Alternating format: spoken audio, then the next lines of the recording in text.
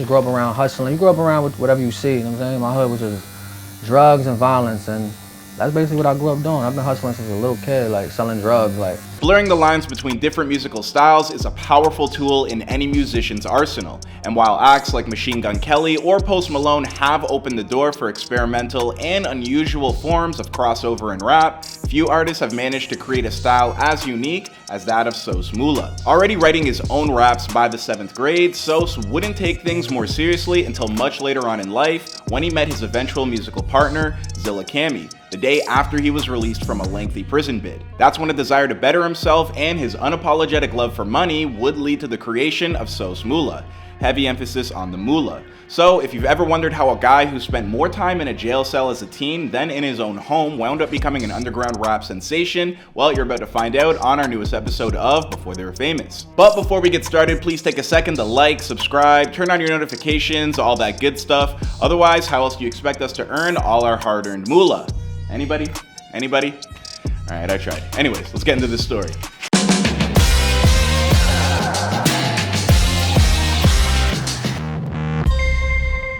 SosMula was born Vinicius Sousa on April 19, 1994 in Sao Paulo, Brazil. After spending the first couple of years of his life living there in the city slums, his father Paul Sousa and his mother Ana Lima would move their family to the United States in 1996. They'd spend the next 9 years living in the Lower East Side of Manhattan, where Paul worked construction and Anna worked at a tattoo parlor that quickly became like a second home to their young son.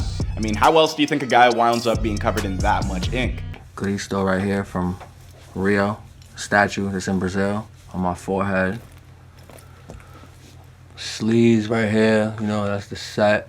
Then I got a fucking eagle holding the Brazilian flag. But I got a whole bunch of tattoos. At the age of 12, Sos and his family moved from the Lower East Side to the Upper East, more specifically Spanish Harlem. And that's where Sos says that things took a turn for the worst. With his dad always out of the house and his mom moving back to Brazil around the time he entered the 9th grade, Sos was left mainly to his own devices as a teenager. So he turned to the streets of Spanish Harlem to finish the job of raising him. Soon afterwards, he met a bunch of drug dealers, all of whom began calling him Sos, as an abbreviation of his last name. With no one else around to guide him, Sos found himself looking up to all these ill-advised role models and getting wrapped up in the blood offset MBF, otherwise known as the Macabala family. Even though by this point Sos had already learned how to rap, he never figured out how to capitalize on his natural talent. But what he did know how to capitalize on was his talent for hustling in the streets. I'm from the projects, like I'm from Stanley Isaacs, 93rd and 1st. Like it's lit, it's regular hood every day. Niggas selling drugs, getting shot, niggas fighting. By the time he was 13 years old, Sos was fully into gangbanging.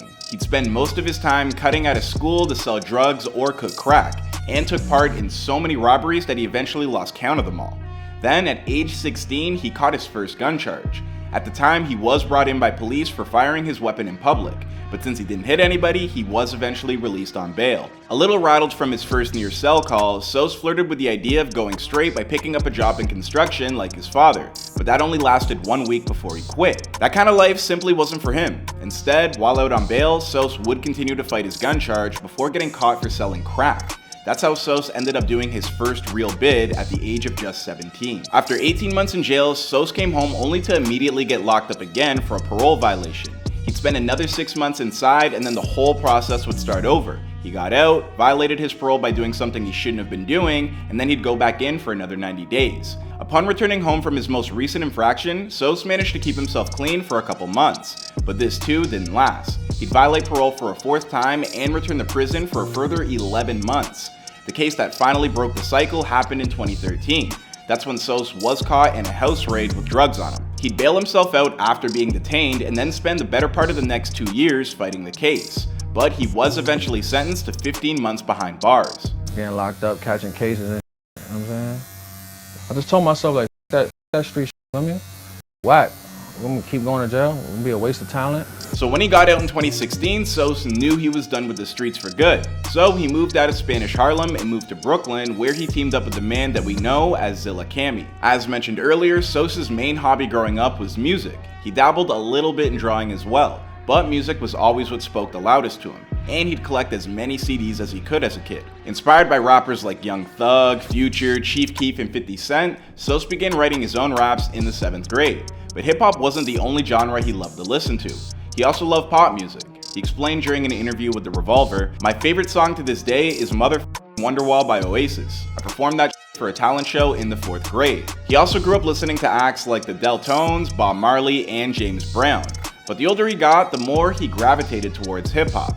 Unfortunately, this passion for hip-hop wouldn't be enough on its own to prevent Sos from taking part in illicit activities. Even though others around him, like one of his best friends Woozy, would tell him to concentrate on his music instead. When Woozy was killed during a shootout with police in 2012, this would become a major turning point in Sos's life. Then in 2014, Sos met a man known as Righteous P and struck up a quick friendship with the guy. When Sos got sent away as a result of that house raid, he kept in contact with P, who eventually put him in touch with his little brother, an up-and-coming artist known as ZillaKami, who teamed up with Sos the day after he returned home from jail in 2016. We met through P. P used to work at this tattoo shop. He was in jail when we started this. So right when he came back, these two hit the ground running, joining forces under the collective name of City Morgue. They got into the studio each and every day at the end of 2017. They erupted on the SoundCloud, garnering millions of streams. Working with the producer known as Thrax, they dropped hit singles like the menacing Shinners 13 by combining Zilla's love for hardcore music with Sos's more trap-like sensibilities. The music videos that they would release soon afterwards were equally as intense and trippy. After dropping countless cuts on SoundCloud, the team would find mainstream success by performing at South by Southwest and then releasing their debut studio album, City Morgue Volume 1, Hell or High Water. Soon enough, they were scooped up by the folks over at Republic Records under Righteous P's own imprint known as Hikari Ultra. They continued to release further projects like As Good as Dead and Bottom of the Barrel. But like all good collaborative units, City Morgue knew it was time to branch out and start doing their own thing. Alright, before Clyde gets even deeper into the story, I'm gonna hit you guys with some info on SosMula that you won't be hearing anywhere else. Now, SosMula's entire image, well, it was likely ripped off by none other than Tekashi 6ix9ine. Now, in fact, one of 6ix9ine's biggest hits, Gummo, well, it was released back in 2017, and in there, well, it was actually a diss track aimed at SosMula. Now, in an original version of Gummo, SosMula's name, it was even mentioned. I really hope we don't get claimed for using that clip, but I'm guessing 6ix9ine doesn't even have a record label anymore, so we're probably all right. Now, even hip-hop rap forums, they've opened up a discussion as to why 6ix9ine would censor the name drop, and the majority, well, they feel that, well, he didn't want to give another rapper any clout during his come-up. Now, if you take a look at both 6ix9ine and SosMula pre-Gummo, I mean pre-2017, well, it's easy to see who opted for the face tattoos first. Sorry, guys, I just wanted to jump in there and add this little part to the story, but if you've been looking for me, wondering where the hell I've been, I'm over on a new channel known as Famous News, so you can subscribe to me over there. I'm dropping a new video every day, or at least Monday through Friday. All right, anyway, Clyde, take it away.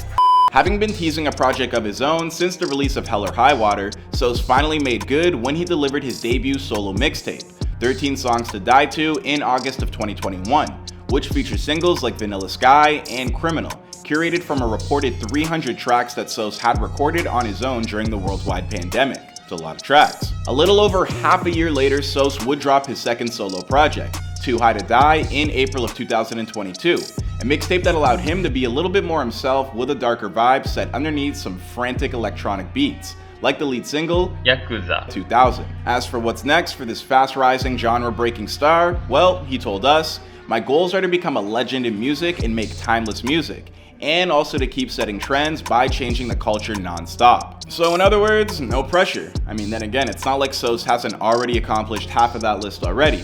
As for whether or not he'll be able to achieve the rest, well, it's a story for another time and another place. After all, this is before they were famous. I hope you guys enjoyed this story, and I just want to shout out the man himself, to SosMula, for sending us details about his past that you won't hear anywhere else. If you guys got time to check out a few other videos on the channel, then please search for our entries on Big Boss Vet, Lil Key, and Anders. Also, please don't forget to like, subscribe, ring that bell for notifications, all that good stuff. My name is Clyde Smith, and I'll see you guys in another video.